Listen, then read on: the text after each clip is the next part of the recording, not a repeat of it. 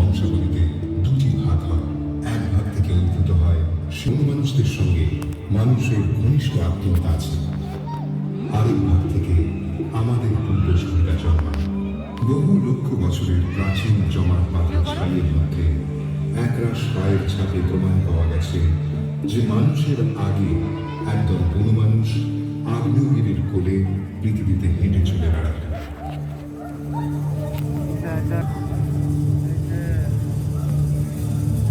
তারা ছিল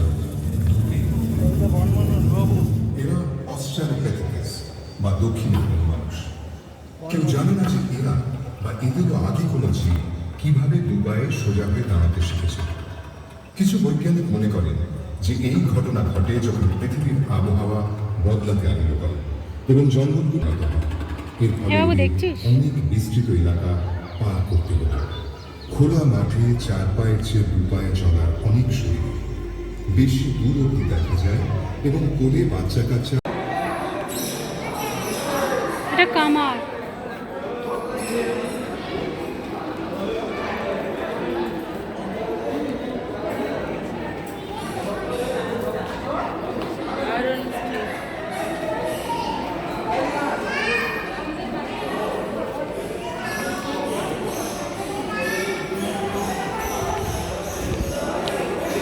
পাপা কই?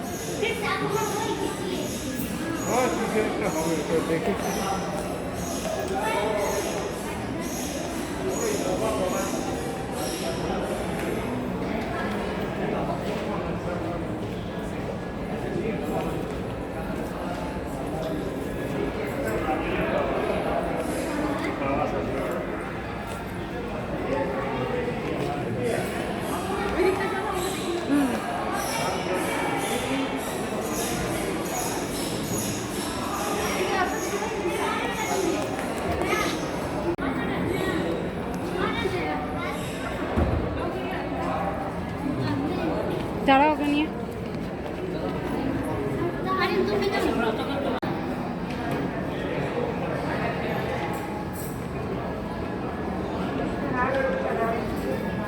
সঞ্জয়ের মতো নাই হয়ে যায়।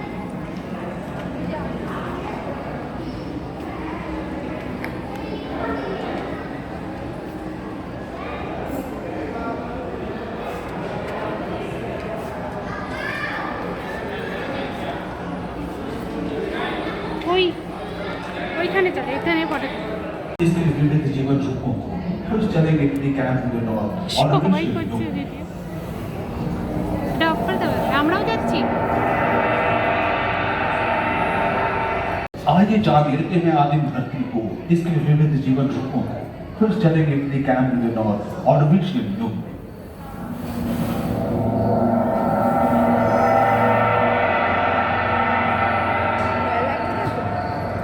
লাগতে পারে তোর ঘরে ডাইনোসর উঠবে।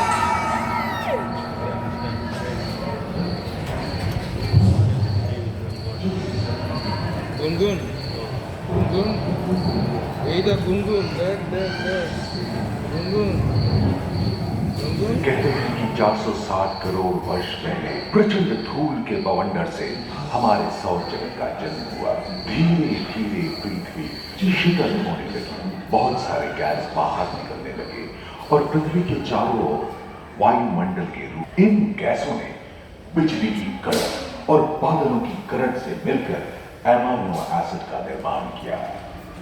प्राय 350 करोड़ वर्ष पहले प्रथम जीव की रचना हुई। लगभग 280 करोड़ वर्ष पहले स्टोमैटोलाइट के प्रकाश संश्लेषण के द्वारा वायुमंडल में ऑक्सीजन के स्तर में निरंतर वृद्धि से 120 करोड़ वर्ष पहले एक से अधिक बहुकोशिकीय जीव का जन्म हुआ। विकास से জলের ভেতরে ওই যে পেছনে सागर के किनारे वाले अंचल में पौधे लहराने लगे बहुत तेजी से विभिन्न प्रजातियों की कई मछलियां विकसित हुई। यहाँ जो विशाल मछली दिख रही है उसका नाम है टाइगर लॉबस्टर।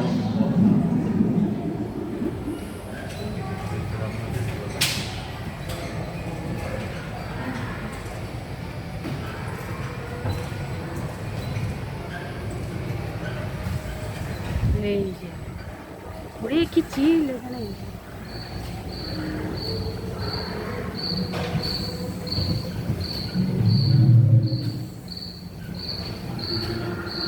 लगभग 35 करोड़ वर्ष पहले धरती पर বেশ গুনগুন দেখতে পেলো না গো। जो बड़े মাম্মা ওঠ না। और गुनगुन बदल गए। ডাইনোসর মাম্মা ডাইনোসর। एवं इक्विनोस्टेगा जैसे उभयचर प्राणियों का आविर्भाव हुआ। सरीसृप जैसे स्तनपायी डायमेट्रोडॉन प्रकट हुए, जिसकी पीठ पर गुनगुन नौका डायनासोर के থেকে আবার बाल ঘুমিয়ে की গেছে। तरह एक अंग था जो ताप को नियंत्रित रखने में मदद करता था। सरीसृप की तरह ही एक अन्य स्तनपायी प्राणी साइनोनेटस इन दिनों काफी प्रभावशाली हो उठा था। इसकी विशेषताएं कुत्ते से बहुत मिलती थी।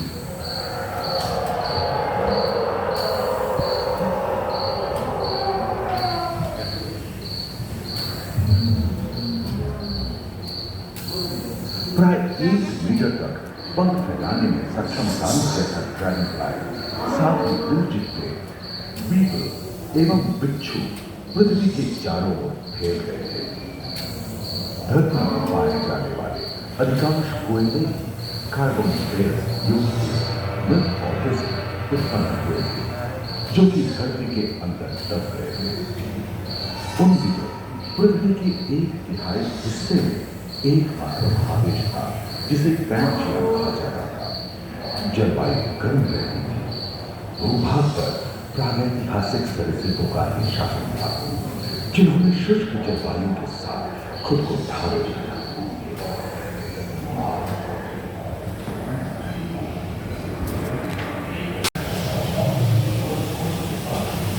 দেখে দেখ ওটার থেকে এটা लगभग 22 करोड़ वर्ष पहले इस धरती पर हुआ था।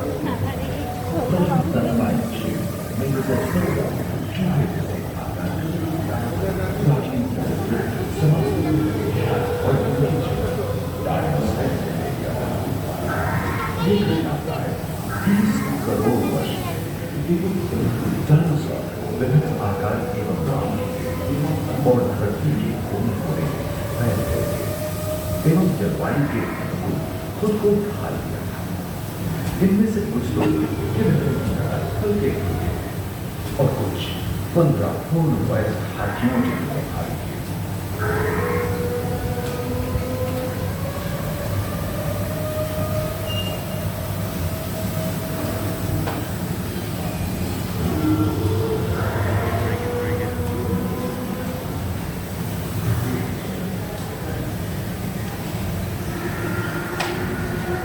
कुछ 4 पैरों से चलते थे तो स्लेडोफाइसिस 2 पैर वाले डायनासोर। ब्रेकियोसॉरस की 23 मीटर थी, जो कि एक टेनिस कोर्ट की लंबाई की थी, और इनका वजन 75 टन था। समुद्र आकाश और सागर में छा गए थे। प्लियोसॉरस समुद्र में रहते थे। सबसे प्राचीन पूर्ण सरीसृप यूडीमॉर्फोडॉन हवा में उड़ते थे। इसी दिन प्रथम पक्षी आर्टियोप्टेरॉप्स का उदय हुआ।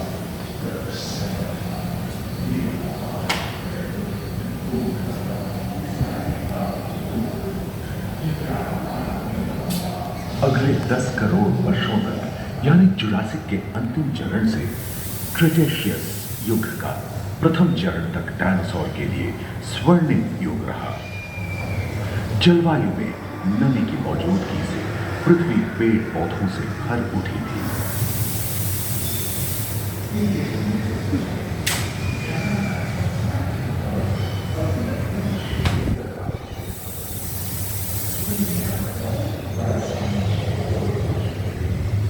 पैंजिया महादेश खंडित होने के कारण भारत एशिया की ओर खिसकने लगा था। महादेश वेदों में हलचल होने से ज्वाला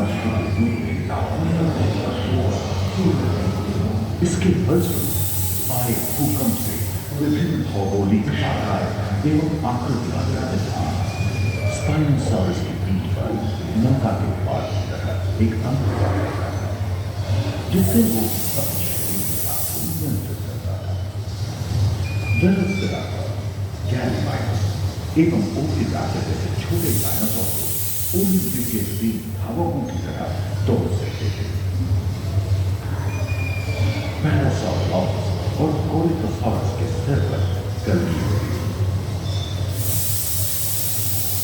करीबन 5 मीटर लंबे पंख वाले टेरानॉड्स उड़ने एवं फिसलने में माहिर थे। सुनने में विचित्र लगा, पर अधिकांश डायनासोर जैसे कि ट्राइसेराटोप्स और एंकिलोसॉरस शाकाहारी थे। लॉरेसिया और अंगोरा नाम के 2 भूखंड महादेश एवं समुद्री गर्ल के कठोर टावर्स, रॉकीज एवं अन्य पर्वत श्रेणियां निर्मित हुई।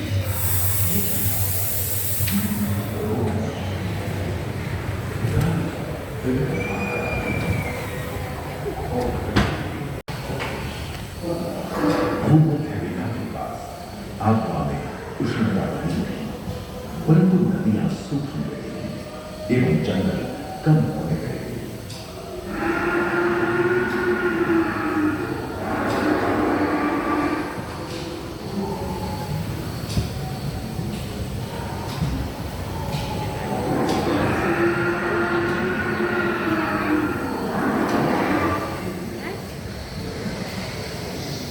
एकांत महादेश में जीव जंतुओं का विकास स्वतंत्र रूप से शुरू हुआ।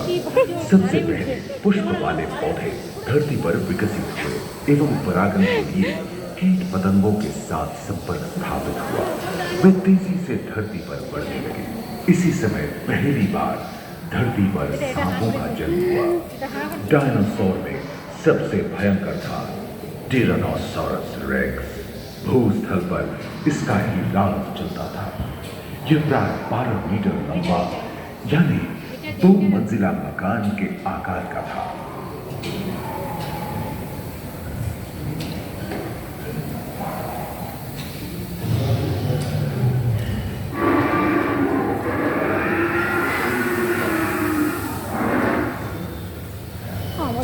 इनके हमले से बचने के लिए शाकाहारी एंकिलोसॉरस अपनी पूंछ के उर्गता का इस्तेमाल करते थे। सभी डायनासोर प्राय 6 करोड़ वर्ष पहले विलुप्त हो चुके थे। आगे क्यों? एक अनुमान के अनुसार एक बहुत बड़ी कनिका पृथ्वी से जा रहा है, हजारों वर्षों तक सूरज की किरणों को धरती पर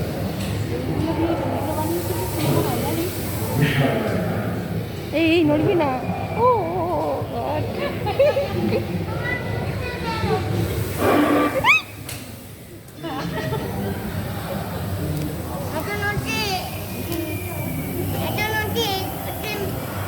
হুলি ম্যামাত দেখো, হুলি ম্যামাত ওই দেখো, ওদিকে হুলি ম্যামাত কান নাড়াচ্ছে। হুলি ম্যামাত না।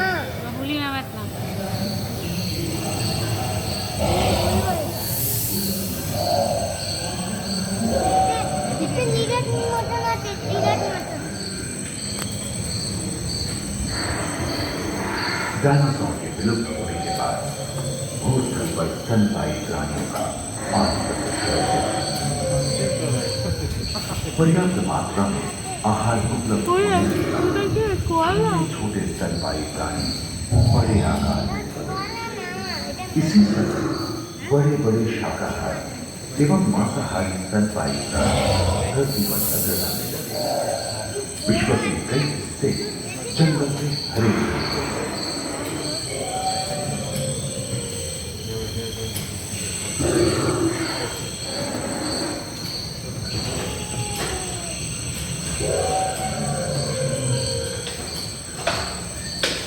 हाथी के पूर्वज डायनोथेरियम और घोड़े के पूर्वज यूहिपस की उत्पत्ति हुई। जो आज के हाथी और घोड़े से बांधे हुए लेमूर, टर्सियर जैसे प्राइमेट भी इसी युग में पैदा हुए। खोखले अस्थियों वाली आज के दिनों के पक्षी इन्हीं दिनों जन्मे थे।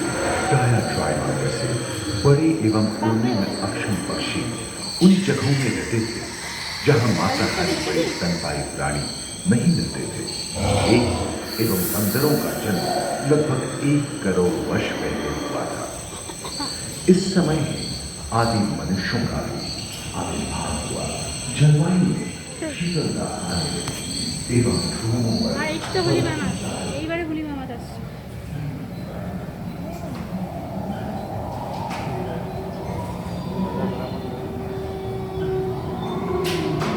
Bully rhino, bully rhino. বলি রাইনো বলি মামা বলি বেশি লম্বা पृथ्वी के लंबे इतिहास में झांके तो ऐसे कई मौके रहे हैं जब उत्तरी गोलार्ध के अधिकांश हिस्से बर्फ की चादरों से ढक गए थे, जो आइस एज के नाम से जाना जाता है। हम आज ऐसे ही एक आइस एज में रह रहे हैं जो 20 लाख वर्ष पहले शुरू हुआ था। रोएदार गैंडे, रोएदार स्तनपायी और कस्तूरी गायों ने अपने शरीर के रोम की सहायता से शीतल जलवायु के साथ तालमेल बैठा लिया था। पुष्ट गुंबद आकार की खोलनुमा ग्लाइकोटोडॉन जैसे विशाल आर्माडिलो भी उन दिनों मौजूद थे। सेबर टूथ वाले बाघ और विशाल सिंह वाले हिरण जंगल में शान से विचरण करते थे। संभवतः सामने के दांत से मांस को चीरने फाड़ने में हुई अड़चन के कारण यह समय के साथ विलुप्त हो गए।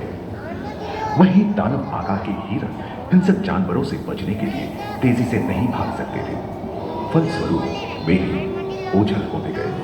इस समय से ही आधुनिक मानव का क्रमिक विकास शुरू हुआ और विशाल का स्तनपायी प्राणी धीरे धीरे विलुप्त होने लगी।